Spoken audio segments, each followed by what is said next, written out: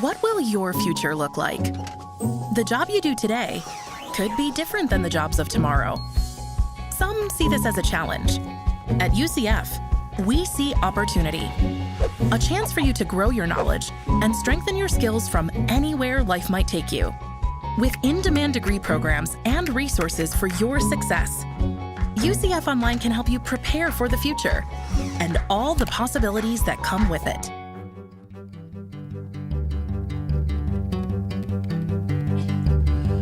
From the University of Central Florida's Center for Distributed Learning, I'm Kelvin Thompson. And I'm Tom Cavanaugh. And you are listening to Topcast, the Teaching Online Podcast. Hey, Tom. Hey, Kelvin. How's it going? It's going well. It's not storming today. It's sunny outside. I like it. Yeah. We usually start with the weather.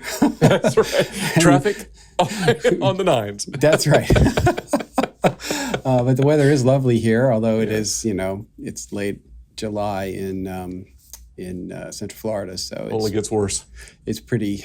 You could swim to your car in very warm water, but that's okay. That's what we signed up for.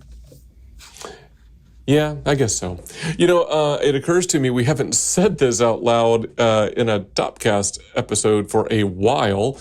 If folks joined us along the way and weren't sure what they were listening to, we can help them out at this point by saying we do bill this show as a collegial conversation about online teaching and learning conducted over a shared cup of coffee. That's the shtick we've been aiming for. If you thought it was something else, thanks for sticking around anyway. That's right. And nothing's better on a 94-degree, 98% humidity day in Central Florida than a hot cup of coffee. Yeah, nothing's better than that. That's right. Yeah. So what is in the thermos today, Dr. Thompson? What am I drinking? Well, let me preface this by saying a lot of the coffee that I've brought in during the past year, more than a year now, has been purchased online from craft coffee roasters all across the U.S., but today's coffee is a single origin Colombia from a local shop called San Julian's Hills Coffee. And this shop, you might remember, was mentioned in a prior episode. But this Colombia is different from the previous Colombia. There was a bit of serendipity involved in my acquiring this coffee because my family was out on an errand at a storefront nearby when they saw this coffee shop. And hey, they know me, right? So they popped in, they liked what they saw, they talked to the manager and ended up buying this bag of coffee from which we are drinking right now. So how's the coffee? And could you find a connection to today's episode? I like the coffee. Thank you, Thompson family. Mm-hmm. It's good. Connection. Connection. Yeah. Thank you, Thompson family. Yes, right. I think maybe you're the connection, Kelvin. Did you notice that I used to say, how was the connection to today's episode? And along the way, I've started saying, could you find a connection to today's episode? Yeah, well, I've also stopped being critical because it's a lot of, mental gymnastics sometimes for you to try to connect the coffee that you want to bring in with the whatever we're talking about today. So I don't know. I think I may need a little map to help me through this connection. All right, here's my nav aid here. So I was thinking, I've been doing online coffee buying, and this was local brick and mortar coffee buying. Okay. And there was some serendipity involved, serendipity of the immediate in-person context. So I thought, that is somewhat in the neighborhood of what we're going to talk about today, maybe. Okay. All right. I think I got it now. So, you're basically talking about a hybrid buying experience in many ways. Yeah, or sometimes you're typically buying online from coffee shops, and this was an in-person coffee shop experience. Serendipity I may need a little help with, but that's okay. So I get the connection, I think. So today, we're going to be talking about a topic that really seems to be on everybody's minds. I know it's been on mine and a lot of folks here, but I have learned recently that I'm not alone There are That's a lot good. of people in a position like mine that are just really grappling with this idea of remote work. And you and I have talked a lot about this concept of remoteness over the past year and a half plus in the context of the pandemic and in instruction. So remoteness, being in person, but now it's expanded into the work context of how we do the work that accomplishes all of this online and blended learning that we built. Because in the past, we've typically always been a face-to-face environment. At least most schools have been very traditional. And now we're being forced to be maybe not so traditional. Yeah, absolutely. And, if for anybody keeping score at home, we touched on this topic previously back in Topcast episode 85, Blended is the Future, and it's not just courses. And in that episode, we noted, quote, "It is difficult to imagine that 100% of employees will return to their campus workplaces 100% of the time post-pandemic." And that's still true, right? There are, as you say, a range of options that institutions generally and online learning teams specifically have at their disposal as we emerge from a year plus of emergency ad hoc remote instruction and remote work and so forth. But recently, this idea seems to be coming up all over the place. It's not just you, you're right. Perhaps we've all seen the general news articles reporting on business sectors in which employees are resigning rather than returning 100% The Great to in-office work. Resignation is what they're calling it. Yeah, it's wild, right?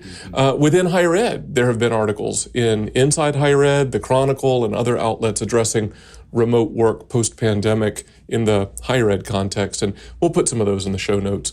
And Tom, you recently participated in an UPSIA Conversations with Colleagues panel on this topic, which we'll talk about more probably in just a moment or so. Yeah. So maybe I'll save some of the details for that. But that was one of the recent places where I sort of felt not so much on an island in grappling with some of these topics around the return to campus. And I've been chastised appropriately for slipping and saying return to work.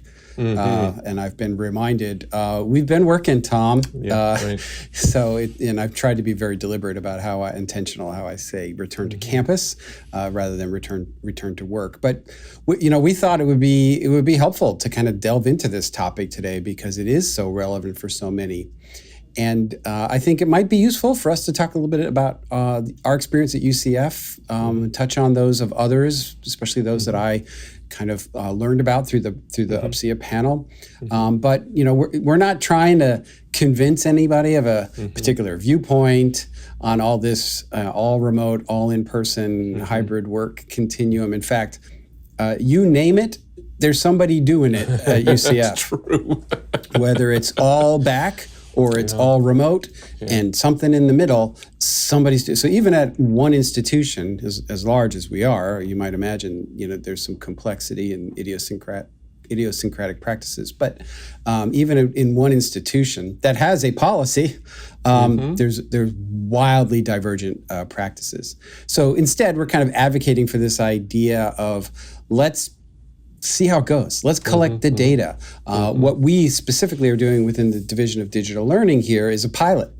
And it's going to run through the calendar year of 2021. And we are going to assess it, and we're going to evaluate. And we're going to treat it like we do any other sort of empirical analysis that we do here. So, let's be sort of explicit about why we're doing what we're doing with the on-site or remote or hybrid or blended or whatever work environment label you want to put on it. We'll collect the data, we'll review it and evaluate it accordingly, and then we'll decide based on the data what we're going to do next. Yeah, that's good. I think that's a really healthy thing, right? I mean, we're institutions of higher education. We aspire to be places where we're rational and we look at evidence and, that we should apply that here. Yeah. What do we eat our own dog food or whatever they say? Yes. Something like that. So you want to talk a little bit about what this UPSIA panel was and how it came to be? Yes. And as part of the Chief Online Learning Officers Roundtable that the UPSIA has, which I participate in, it's something that I've brought up a couple of times, but I am pretty sure I'm not the only one who has brought it up. But I did suggest it as a topic. Others probably did too. So it resonated enough that UPSIA thought it might be a good conversation with colleague.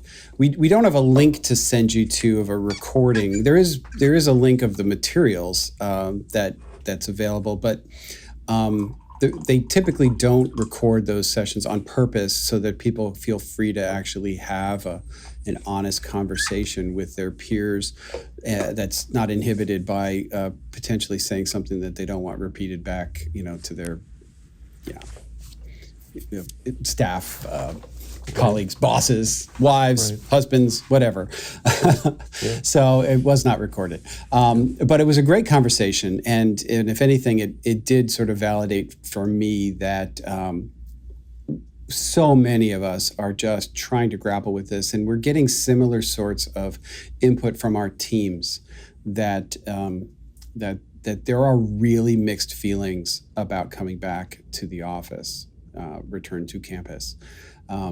So the primary kind of like visual aid for that panel was something that was developed primarily by Kansas State University under Karen Peterson, and there was input from several of us on the panel that provided some feedback and input. And so I think if it's cited, where all our names are on it, and sort of as a CC by kind of attribution. But anyway, and we'll stick that in the show notes. Yeah, it's worth it. And then there was an article that Josh Kim wrote for Inside Higher Ed that references it. And Josh was on the panel, so he had an inside view of the whole conversation as well. But I think it's worth, maybe even if you want to pause and open that visual aid while we're talking, it's worthwhile. I found that graphic enormously helpful in sort of framing in my mind how these things work. Yeah. So it goes on a kind of a spectrum from traditional on-campus, everybody back in the office, all the way to 100% remote with no space at all in the office. And then there are a couple of gradations in the middle that talk about different kinds of implementations and different flavors that are more or less remote, depending. And some of them include the option of staff to come back and work in the office partially. Some of them are where you have some people remote and some people in the office. And one of them is where like everybody's remote, but you still maintain like an office space where people can kind of convene and meet, but nobody works there 100% of the time. It was a really interesting and useful illustration of the various options. And funny, I don't think any of us fit 100% into any of the boxes. We all sort of fell in the gaps between them, or if you overlap them, it's like, well, we're like 3/4 this one and 1/4 that one or something. But yeah, it's a really useful construct for understanding, communicating, and potentially planning. Yeah, I got the impression. I know that we talked about this while you were prepping before the panel, and you shared a version of the visual with me. I think it changed over time a little bit, and it got more refined. But I think one of the things that was lost on me at first, and again, we'll direct our listeners to go find that visual. But there's this sort of this visual representation of a physical building, and it was lost on me the first time until you pointed it out that the building gets smaller as you work your way from the 100% in-person traditional to the 100% remote where there is no building anymore, right? And it just slowly shrinks. And I did not notice it the first time that it also, these little colored sections that indicate not dedicated workspaces, but flexible workspaces start popping up more within the dwindling building. That was a very interesting use of the visual medium to get a lot of complex ideas across, I thought. Yeah, I agree. And so here's an example of how like the model, the way those are defined, as useful as they are, they're limited. Yeah. So Kim Siegenthaler, who runs online learning at Georgia State University, who was also on this panel, Kim was telling us that so it's not so much that the building is shrinking for her as she implements a hybrid work environment. Over the past year or so, as she's been hired at Georgia State to try to establish and grow their online learning program, she's had to hire. And she's hired during the pandemic where people have been mostly remote. So now people are going to be coming back to the same physical footprint, and she's got more people than can fit. Yeah. So she's going to have to use a hybrid work environment, not to shrink her space, but to grow her staff with the existing footprint that she has. And I think that's an interesting use case as well. Karen Peterson, who was sort of the main one who helped actually, build that graphic, she's been given permission by Kansas State to be the 100% remote pilot for the university. And they're maintaining, I think, 1,000 square feet on campus for landing pad and meeting space, but that's it. Everybody's going to be remote. So that's a completely different part of the graphic, of the spectrum. Yeah, one of the things that's in kind of the fine print as you go is little things like no matter what the predominant approach is at each phase, that there might be some team members who are fully remote, even within like some kind of proportion of folks who are in person or hybrid, that there might be some folks who are 100% remote. That's a nuance that was lost on me at first. I would have placed our UCF Division of Digital Learning pilot plan in what the graphic calls hybrid model 1, probably, if it wasn't for that stipulation, because right now we're not pursuing 100% remote work for anybody. That's true. I think that's, if we fall mostly in any of those boxes, it's in that hybrid model 1 box. But I think we bleed into the one next to it a little bit. Yeah. And you're right, and maybe this is a good segue to talk about like what we're doing a little bit, if anybody finds that sort of useful. We are implementing a hybrid work environment where staff is partially in the office a couple days a week and partially out of the office a couple days a week. However, and so the idea is that nobody's 100% remote, but we have some exceptions.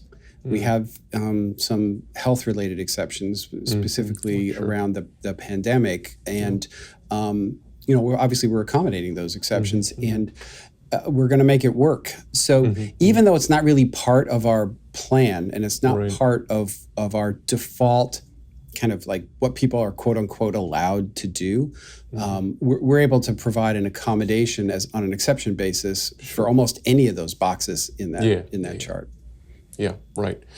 I think another thing that we've talked about here a little bit that I don't think also is really completely captured in the remote work continuum graphic is something you said when we had a little retreat teasing out the details of our pilot here at the Division of Digital Learning, and that is when we're working on plans, they are the default plans, right?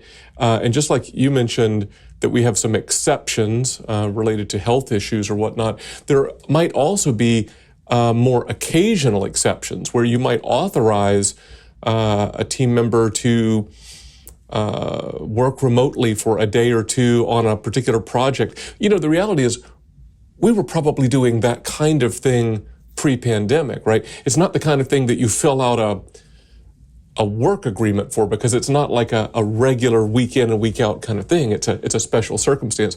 But when you get so hyper focused on this, like I know some team members were saying, well, how can I request to do an occasional?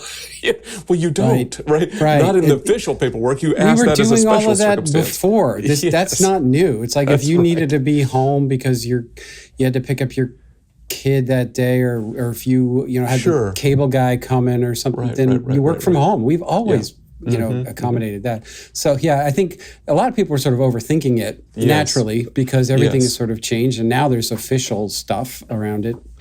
But you're right; those sort of ad hoc as you go along, that's just stuff. That's just stuff. That's just stuff. That's just life and work, and you figure that out. And so maybe it's worthwhile just talking at a very high level about kind of what we're doing. So as I may have mentioned in previous, maybe episode 85, I don't remember, we had a task force that we stood up here within our division to look at the future of hybrid work within the Division of Digital Learning. And we had broad representation from across the entire division. And they spent a semester, the whole spring semester, basically working on this. And the charge I gave them was, I want recommendations on what we should do and how we can best implement that. And I got that. And it was a lot of work everybody put into it. And basically they said that we should have a period of transition prior to coming back, that people can sort of ease into it. And then when we come back, we should allow up to 3 days per week out of the office to work remotely. Obviously, you could work up to 5 days in the office if you want. But if you didn't want that, you had to work at least 2 days in the office. So I said, okay, and we're going to implement that. And the minute that I said that, I think it was a day later or 2 days later. It seemed like a minute later. It was a Saturday afternoon when I sent here's our plan. And then it was Monday when the president sent out, here's what we're going to do for the university. And obviously it did not match what I said we were going to do. You can't make this stuff up. No. And we were waiting intentionally, or we were not waiting, I should say, intentionally, because we weren't really getting a lot of signals from the university that something was imminent. So it caught all of us a little bit by surprise. And even I'll consider myself sort of on the senior leadership team. All of us didn't know it was coming either. Yeah, right. So anyway, to the provost's credit, when I asked him, all right, do I need to walk any of this back so I'm in compliance with the rest of the university, he said no. To go ahead and move forward. And of course, I did say, as we alluded to at the beginning of this episode, we're going to do this as a pilot. We're going to assess it. We're not going to prejudge it. We have good faith and good intentions, and we're going to do the best we can to make it work. But we're going to see if it does work, and if it doesn't, we'll take a step back and we'll course correct. So we're going to we are going to have a little bit of a transition period through the middle of August, where people work 1 day a week in the office, and then after that, we're going to implement the recommendations of the task force, and that'll run through the calendar year, and we will then assess and adjust going forward into the spring.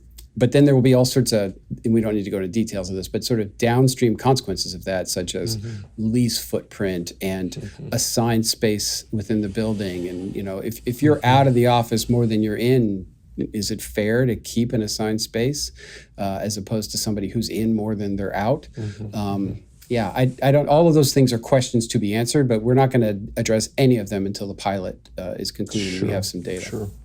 So I just want to underscore a couple things there, right? So semester-long task force, talking this through, making recommendations, which the leads share with you. You have some dialogue back and forth. You essentially endorse those pretty much as is, I think. We have a day-long retreat with all the supervisory folks within the entire division, talking about, kind of socializing and talking through the implications of all of this. And then coming off of that, we stand up an implementation committee to work out the fine-grained details. There's a lot of paperwork. It's not our paperwork, it's the university's paperwork. And I just want to summarize that by saying, it's not easy to do this. The easiest thing probably would be to say, everybody come back or everybody stay away. But to work out something in between, there's a lot of moving parts to that. Yeah, and then it turned out that I think our plan was a lot more transitional than what the university ended up implementing broadly as sort of default policy, which was y'all come back now, on June 23rd, which was sort of the start of our our summer B semester. And the expectation is you're here 5 days a week like you were before.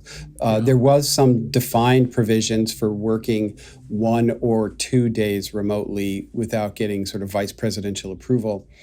But that was a process. And then, of course, we had to go through the exception process that the provost has approved so that we could do what we were planning. So it's not like we're living in some sort of weird, rebel zone that is like we're secretly not following the university's rules. We filled out all the right paperwork for these exceptions. We should maybe not have said all this in the public podcast then if that was the case. That's true. This is all known. It's all known, and we've filled out all the forms, and my appropriate vice president, who's my boss, has signed them. So there's a lot of forms. Yeah. But so it's all kosher, and we're good. But that's our experience, right? That's just one, and we are in the midst of it right now. It's not like we are going to have an answer by the time this podcast is released. It'll be months before we sort of have any sort of results. Yeah. I just want to underscore again, all I'm doing is underscore. I think the brilliance of this, right, and this isn't just your thing, so I'm not, just blowing smoke or anything. I think the smart thing from the task force was this emphasis on transition. And I think we're seeing that play out like within the last 2 weeks, right? Within the last 2 weeks as we're recording this, we have team members who are setting foot into this building, showing up one day a week to work. And I've personally spoken to people who say, this is so weird to see other people who are not my partner. Because I've been at home for the last 16 months or whatever. So the emphasis on transition, I think, was exceptionally wise and so important, right? And I think that gets to some principles that we've been talking about a lot in our work. A key one being lead with empathy, right? Recognize the whole spectrum of where people are in terms of their comfortability with coming back in and health concerns and everything else. But being 360 empathetic is the top of that list, I think. Yeah. And I agree. And it's something I think all of us in leadership here try to strive to do, is to be empathetic and to try to, understand where people are, because everybody's at a different place right now, sort of coming out of the pandemic. Yeah. But it also means we still have to make sure we comply with university expectations and keep pushing the ball forward. And so I think you can be empathetic, but still try to bring everybody along. Mm-hmm. Well, and part of bringing everybody along is being extremely clear, transparent for yourself, right? And with the entire team, everybody around you, and even your stakeholders about why you're adopting the approach. No matter what that approach is that you're adopting, why you're adopting the approach that you're taking. That's, I think, really, really key. Like, and again, I told you, a month or so ago, I think like a visual like this remote work continuum, I think is really helpful in like talking about these issues and saying, we're at this point of the continuum, or notice how the building, or whatever it is, here's the issues, because you can look at it more holistic than just, an individual's personal experience.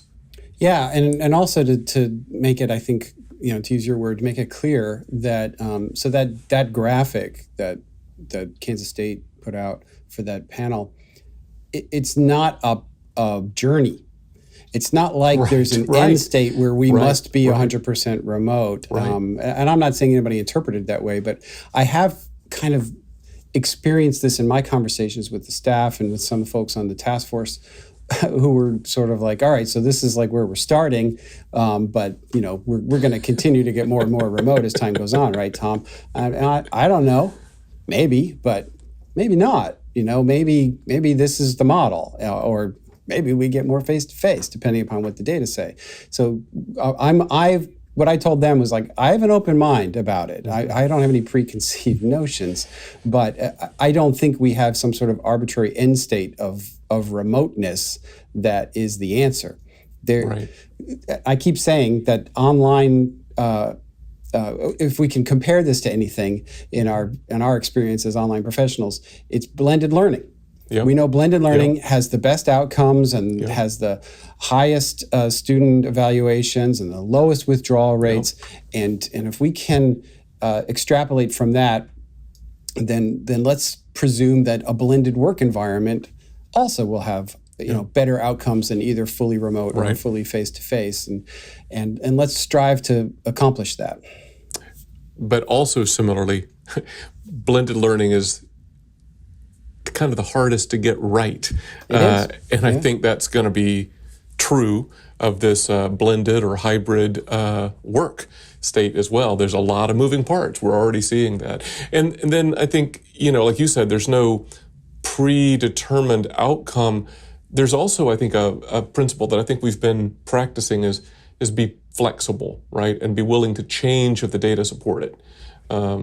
Just kind of be open-minded, and things might cause us to change midstream if something's not working. Sure, and I chuckle because you're aware of this, but listeners may not be. I've been on a journey. While the remote work, not remote work thing might not be a journey, you personally, Tom, have been on a journey. Have been on a journey, about this, because I was very much sort of biased towards the face-to-face work environment, and that's not because it wasn't a trust issue of the staff or anything. It was just because of the culture that we have here and the way it worked, and I thought, let's not mess it up, right? We've got an awesome culture, we're super innovative, and it worked before while we were face-to-face. And I've evolved. Certainly I've seen our team step up during the pandemic as a remote team, and we've done some amazing things while everybody was kind of distributed.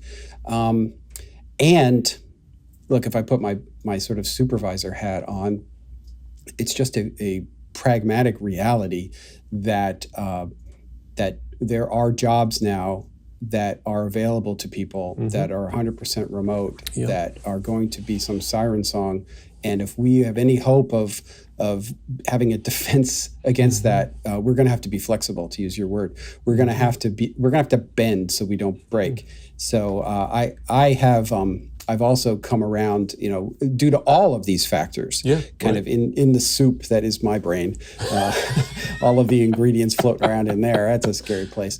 That it's brought me, I think, a long way. I've come a long way compared to where I was 2 years ago. If you would ask me what I think about this, that's right. And that's probably for the good. And I hope others are at least willing to be objective about themselves and step back and say, all right, I don't want my personal biases to get in the way of actually doing the right thing. Yeah, and I think to that point, right, I think as we start to wrap up here, I think if there's any admonition, I think this is true of both of us, I think if there's any admonition that we would offer our listeners, it is be evidence-based, right? How will you know whether whatever approach you're taking, how will you know whether that approach is successful or not? What are the data? What are the sources of evidence that you're going to hold to? What's going to be sufficient for you? How are you going to go about collecting those data? All that whole thing. And then I think you've been good about this, and so has the task force. Staying very open in dialogue and not just kind of, the door is shut, we're done, but keep massaging it and talking about it, and you're not done. No, I'm having, as you know, open forum town halls every other week for a half an hour just on this subject.